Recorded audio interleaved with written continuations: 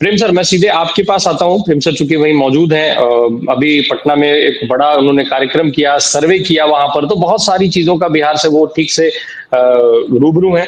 प्रेम गांधी की आज की जो ये रैली थी, उसको कैसे देखा जाए, क्या माना जाए? जो भीड़ थी वो क्या साबित करती है? प्रशासन शासन के इतनी कोशिशों के बावजूद भी गांधी मैदान न देकर के नीतीश कुमार साहब ने कितना बड़ा तीर मार लिया, अगर कहा जाए तो। प्रेम सर। जी जी, शुक्रिया। देखिए, एक यात्रा जो कि अपने समापन को पहुंची, और इस यात्रा के दौरान उपलब्धियां ये रही कि हर दिन यात्रा से जुड़ी कुछ न कुछ हैपनिंग रही, कुछ न कुछ होता रहा, और यात्रा लोगों के बीच चर्चा में रही। यात्रा किस लिए थी, जिस मकसद से थी, वो मकसद वोटरों के अधिकार का मकसद था। और चूंकि वोटर के अधिकार को लेकर सुप्रीम कोर्ट में भी कार्यवाही चल रही है, उसको लेकर चुनाव आयोग को भी कुछ न कुछ जवाब देना पड़ रहा है, और उसको लेकर कांग्रेस भी लगातार कुछ न कुछ विस्फोटक खुलासा करती रही है। तो इसी को लेकर आज राहुल गांधी ने एक उम्मीद भी बनाई है कि अभी तो एटम बम आया, हाइड्रोजन बम आना बाकी है। यानी ये सिलसिला, इसको आप समापन नहीं बोल सकते, ये यात्रा जो है एक पड़ाव है उस लड़ाई का, जो वोटर यात्रा को लेकर के राहुल गांधी के नेतृत्व में हो रहा है। तो ये जो पड़ाव है, इसको लेकर के आकलन है, इसका आकलन किया जा रहा है। देखिए, भीड़ जो है, जहां राहुल गांधी होंगे, जहां तेजस्वी यादव होंगे, जहां दीपांकर भट्टाचार्य जी होंगे, जहां दूसरे तमाम नेता होंगे, हेमंत सोरेन होंगे, तो भीड़ का आना तो स्वाभाविक है। भीड़ तो होगी ही, जब बड़े बड़े एक नेता काफी है बड़ी भीड़ जुटाने के लिए। यहाँ तो नेताओं की पूरी जमात थी। पर इस भीड़ से संदेश क्या है, यहाँ इस आज की घटना से क्या है कि सारी कोशिशें कर ली गई कि राहुल गांधी की यात्रा को डिरेल किया जाए। एक कोशिश आतंकवादी वाली थ्योरी थी कि आतंकी घुस आए हैं, राहुल गांधी को यात्रा नहीं करनी चाहिए, कि परमिशन नहीं दी गई तमाम तरीकों से। दूसरी कोशिश इस रूप में दिखी कि इस हम परमिशन ही नहीं देंगे, किसी तरीके से एक अफवाह भी फैलाई गई। अफवाह फैलाई गई कि राहुल गांधी ने तो गांधी मैदान में सोने के लिए परमिशन मांगी थी, रैली और सभा के लिए मांगी ही नहीं थी। ऐसी भी अफवाह फैलाई गई जिसका खंडन प्रशासन को करना पड़ा। ये तमाम चीजें एक तरफ हुई। दूसरी तरफ क्या है, देश में दो प्रमुख दल, दो प्रमुख गठबंधन, और आज देश के प्रधानमंत्री देश से बाहर एससीओ में है। तो एक नैरेटिव उधर भी बिल्डअप करने की कोशिश हो रही है, और एक नैरेटिव राहुल गांधी लगातार बिल्डअप करने की कोशिश कर रही है। वो नैरेटिव है वोट चोर गद्दी चोर। और नरेंद्र मोदी की ओर से जो बिल्डअप करने की कोशिश हो रही है वो है कि ये तो विश्व गुरु है, ये तो मतलब देखिए नया तिकड़ी बना रहे हैं, नया जियोपॉलिटिकल सिचुएशन को उसको परिभाषित करने की कोशिश कर रहे हैं, ये महान है वो महान है। लेकिन इतने सारे पलट करके क्वेश्चंस उनकी तरफ हैं कि भाई डोनाल्ड ट्रंप और मोदी मिलते थे तो शी जिनपिंग डर जाता था, शी जिनपिंग और मोदी मिलते हैं तो डोनाल्ड ट्रंप डरा हुआ है। इस तरह से लोग हास्य भी बन रहे हैं वो स्वयं अपने अपनी बातों से। दूसरी तरफ यहाँ क्या है, राहुल गांधी जनता को लेकर नैरेटिव गढ़ रहे हैं, जनता बोलने लगी है, जबकि वहां क्या है, नैरेटिव बिल्डअप को जनता सवाल कर रही है। ये बहुत बड़ा फर्क जो है दिख रहा है। और हमें लगता है कि एटम बम के बाद जो हाइड्रोजन बम की बात आई है, हाइड्रोजन को एच से हरियाणा से जोड़ा जाए, तो अब लगता है हरियाणा से कोई बड़ा खुलासा लेकर के आने वाले हैं राहुल गांधी। खुलासा देखिए गुजरात से भी हो रहा है, वहां भी 60-62 लाख फर्जी वोटर है, बात आ रही है। कर्नाटक से हो चुका है, मध्य प्रदेश में भी लोग सड़क पर हैं, महाराष्ट्र में भी हो चुका है। लेकिन अब जो राहुल गांधी कर रहे हैं वो तथ्यों के साथ कर रहे हैं। बिहार में कई लोग ऐसे स्वतंत्र रूप से भी रोज खुलासे कर रहे हैं कि कैसे एसआईआर ने जनता के वोट के अधिकार को छीना है। तो अब वोट का अधिकार बचाने की लड़ाई केवल कांग्रेस का राजनीतिक अभियान न होकर के जनता का राजनीतिक अभियान बन चुका है। देखिए, एक बात और बोलकर मैं आपकी तरफ बढ़ूंगा कि राहुल गांधी ने जब पहली और दूसरी यात्रा की तब पहली यात्रा में तो था कि ये नॉन पॉलिटिकल है, उस थोड़ा डरते डरते सहमते सहमते आए।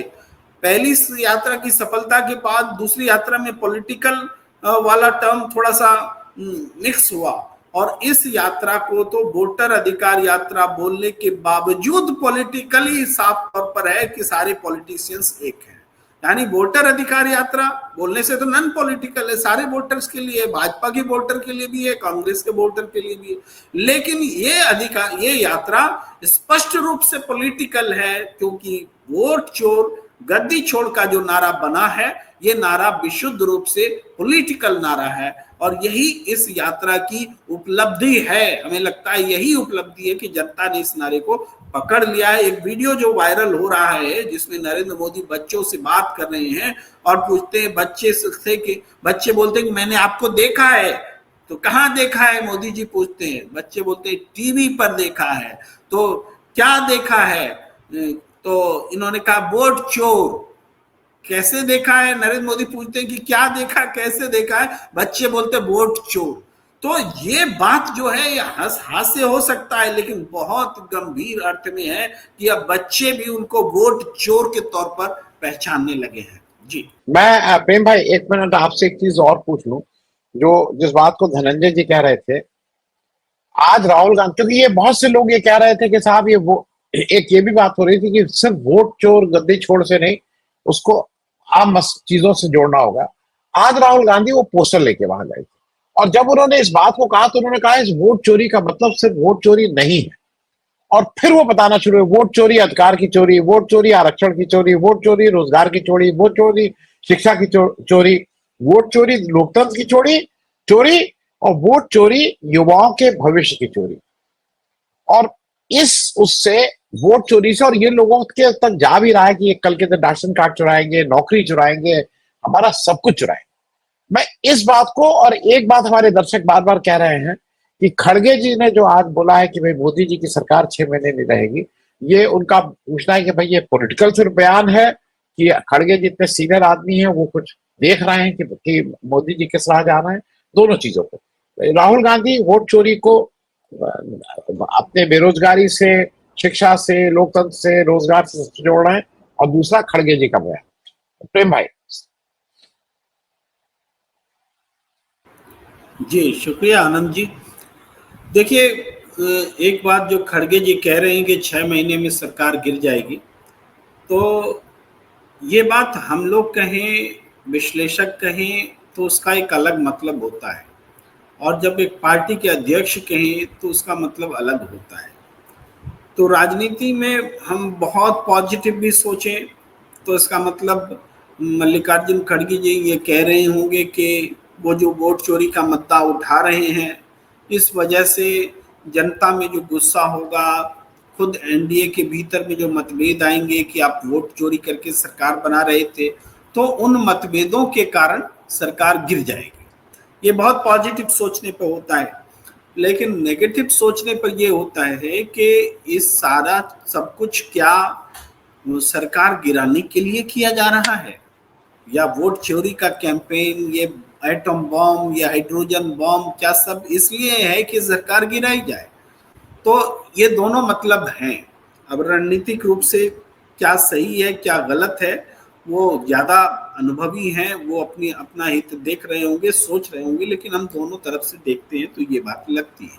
आज ही बीजेपी का जो हमला है, वो हमला क्या है राहुल गांधी पर कि राहुल गांधी नेता प्रतिपक्ष पद की गरिमा गिरा रहे हैं, यही तो उनका हमला है। तो इस नेता प्रतिपक्ष की गरिमा कैसे गिरती है? क्या सड़क पर आने से गिरती है, क्या नारे लगाने से गिरती है, या फिर एटम बम और हाइड्रोजन बम बोल देने से गिरती है? रविशंकर प्रसाद जैसे नेता बीजेपी के ये सोच रहे हैं कि एटम बम फोड़ना या हाइड्रोजन बम फोड़ना ये विध्वंसक बात बोल रही हैं, ये एंटी नेशनल बात बोल रही हैं, तो ये फिर उनकी बुद्धि की बलिहारी है। क्योंकि राहुल गांधी ने जब एटम बम फोड़ने की बात की थी तो महादेवपुरा का कच्चा चिट्ठा सामने आया, जिसमें वोटों की चोरी का पूरा किस्सा सबके सामने था।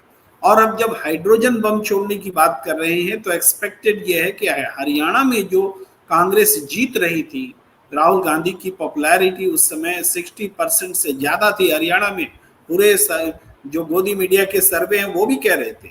लेकिन चुनाव परिणाम जब आए तो बिल्कुल अलग आए, कांग्रेस जीत नहीं पाई, बीजेपी की सरकार बन गई। और उस समय भी हमने देखा कि जो पेपर वाली वोटिंग होती है, बैलेट पेपर वाली जो वोटिंग हुई, उसमें कांग्रेस 80 मतलब बहुत ज्यादा सीटें जीत रही थी, और जब ईवीएम खुला तो कांग्रेस सत्ता से बाहर थी। तो उससे जुड़ा अगर खुलासा हाइड्रोजन बम कह करके राहुल गांधी लाने जा रहे हैं, तो इसको आप हाइड्रोजन बम का शाब्दिक अर्थ लेकर के आप राहुल गांधी को बम फोड़ने वाला थोड़ा बोल सकते हैं, ये तो फिर बहुत अजीबोगरीब बात होगी।